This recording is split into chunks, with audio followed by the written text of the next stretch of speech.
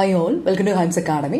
നമ്മുടെ ഫെബ്രുവരി 22 നടക്കാനിരിക്കുന്ന സെറ്റ് എക്സാമിൻ്റെ പ്രിപ്പറേഷനുമായിട്ട് ബന്ധപ്പെട്ട് നമ്മൾ ജനറൽ പേപ്പറിൽ നമ്മളുടെ കറണ്ട് അഫയേഴ്സ് റിലേറ്റഡ് ആയിട്ട് അവാർഡിൻ്റെ സെക്ഷൻസ് ആയിരുന്നു നമ്മൾ കണ്ടുകൊണ്ടിരുന്നത്. അതിൻ്റെ സെക്കൻഡ് പാർട്ട് വീഡിയോ ആണിത്. ഫസ്റ്റ് പാർട്ട് ഓൾറെഡി അപ്ലോഡ് ചെയ്തിരുന്നു.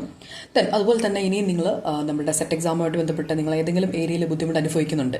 ഇപ്പം ഫോർ എക്സാമ്പിൾ നിങ്ങൾക്ക് ഇന്ത്യൻ കോൺസ്റ്റിറ്റ്യൂഷൻ അറിയത്തില്ല, അല്ലെങ്കിൽ സൈക്കോളജി അറിയത്തില്ല, ഫിലോസഫി അറിയത്തില്ല, അങ്ങനെ ഏതെങ്കിലും ഒരു ഏരിയയിൽ നിങ്ങൾക്ക് ബുദ്ധിമുട്ട് അനുഭവിക്കുന്നുണ്ടെങ്കിൽ അങ്ങനെ ആ ഒരു ഏരിയയ്ക്ക് മാത്രമായിട്ട് ക്ലാസ്സുകൾ അവൈലബിൾ ആണ്.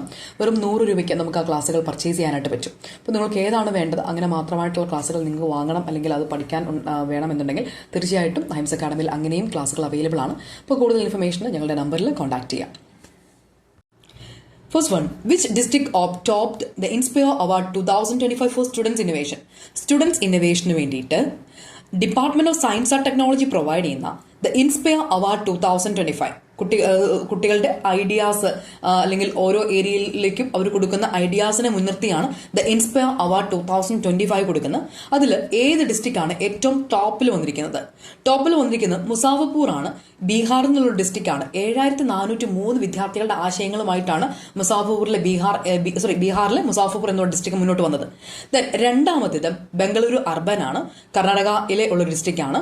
അതുപോലെ തന്നെ ബാഗൽകോട്ട് എന്ന് പറയുന്ന കർണാടകയിലെ മറ്റൊരു ഡിസ്ട്രിക്റ്റാണ് മൂന്നാം സ്ഥാനത്ത് നിൽക്കുന്നത്. അപ്പോൾ ഇത് കൃത്യമായിട്ട് ഓർത്ത് വെക്കുക. ഫസ്റ്റിൽ വന്നിരിക്കുന്ന ഡിസ്ട്രിക്ട് എങ്കിലും നമ്മൾ അത്യാവശ്യം ഓർത്ത് വെക്കുക. മുസാഫർപൂർ ബീഹാർ സ്റ്റേറ്റിലെ Muzaffarpur district. Next, was been honoured with the Dada Phalke award 2025. Simple, നമുക്കറിയാം മോഹൻലാലിനാണ്, Malayalam actor.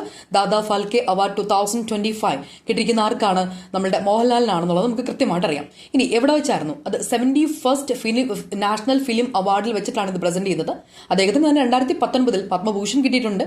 Then Dada Phalke award എന്ന് പറയുന്നത് ഫിലിം ഫീൽഡിൽ അല്ലെങ്കിൽ ഫീൽഡ് ഓഫ് സിനിമയിൽ കൊടുക്കുന്ന ഇന്ത്യയിലെ ഏറ്റവും ഹൈയസ്റ്റ് അവാർഡാണ് ദാദാ ഫാൽക്കെ അവാർഡ് എന്ന് പറയുന്നത്. ഇതിന്റെ ഫസ്റ്റ് വിന്നർ 1969 ദേവിക റാണിയാണ്. 2022 കൊടുത്ത് 2024 അപ്പൊ അത് കിട്ടിയത് Mithun Chakraborty. Next, who has won Nobel peace prize 2025? Very important. Nobel peace prize കിട്ടിയിരിക്കുന്നത് ആർക്കാണ്? Maria Corina Machado. ഓർത്തു വെക്കാം, മരിയ കൊറീന മച്ചാഡോ എന്ന് പറയുന്ന ഒരു വെനിസുവേലൻ രാഷ്ട്രീയക്കാരിയും ആക്ടിവിസ്റ്റുമാണ്. അതുപോലെ അവിടുത്തെ പ്രതിപക്ഷ നേതാവുമാണ്. വെനിസുവേലയിലെ ജനങ്ങളുടെ ജനാധിപത്യ അവകാശങ്ങൾ പ്രോത്സാഹിപ്പിക്കുന്നതിന് വേണ്ടിയിട്ട് വളരെ കഷ്ടപ്പെട്ട് അല്ലെങ്കിൽ അതിനു വേണ്ടിയിട്ട് വർക്ക് ചെയ്ത് അതിനുവേണ്ടി ലൈഫ് മാറ്റിവെച്ച വ്യക്തിയാണ് ഈ പറയുന്ന മരിയ കൊറീന മച്ചാഡോ. പുള്ളിക്കാരിക്കാണ് നോബൽ പീസ് പ്രൈസ് 2025 കിട്ടിയിരിക്കുന്നത്. Next, which show won the outstanding comedy series at the 77th Emmy Award 2025. 77th Emmy Award 2025 outstanding comedy series award നേടിയിരിക്കുന്നത് ദ സ്റ്റുഡിയോ ആണ്. ഓർത്ത് വെക്കുക, ഓപ്ഷൻ എ ദ സ്റ്റുഡിയോ. ഇനി outstanding comedy series the studio ആണെങ്കിൽ outstanding drama series the Pitt ആണ്. ഇനി outstanding lead actor drama വിഭാഗം വരുന്നത് ഒന്നോർത്ത് വെക്കുക, Noah Wyle. Then for the Pitt എന്ന് പറയുന്ന ഫിലിം തന്നെ, അതായത് ഔട്ട്സ്റ്റാൻഡിംഗ് ഡ്രാമ സീരീസ് ദ പിറ്റിനാണ്. അതിലെ ആക്ടർ ആയിട്ടുള്ള നോഹ വൈലിനാണ് ഔട്ട്സ്റ്റാൻഡിംഗ് ലീഡ് ആക്ടർ കിട്ടിയിരിക്കുന്നത്. ദെൻ ലീഡ് ആക്ട്രസ് വന്നിരിക്കുന്നത് ബ്രിറ്റ് ലോവർ ആണ്. പക്ഷെ ഡ്രാമ വേറെയാണ്, severance. Next, who won the men's Ballon d'Or award in 2025? Ballon d'Or award 2025 award എന്ന് പറയുന്നത് ഫുട്ബോളിലെ കോൺട്രിബ്യൂഷന് വേണ്ടിയിട്ട് അല്ലെങ്കിൽ അതിനെ ബേസ് ചെയ്തിട്ട് ഫിഫ പ്രഖ്യാപിക്കുന്ന അവാർഡാണ്. ഇതിനെയാണ് സ്വർണ്ണപ്പന്ത് അവാർഡ് എന്നൊക്കെ പറയാറുണ്ട്, അല്ലെങ്കിൽ പുരസ്കാരം എന്നൊക്കെ പറയാറുണ്ട്. ദെൻ മെൻസിൽ നമുക്കിവിടെ പഠിക്കുന്നതാണ്. മെൻസ് വിഭാഗത്തിൽ ആർക്കാണ് ബാലൻ ഡേ ഓർ 2025 കിട്ടിക്കുന്നത്? അതിൽ ഓർത്തു വെക്കുക,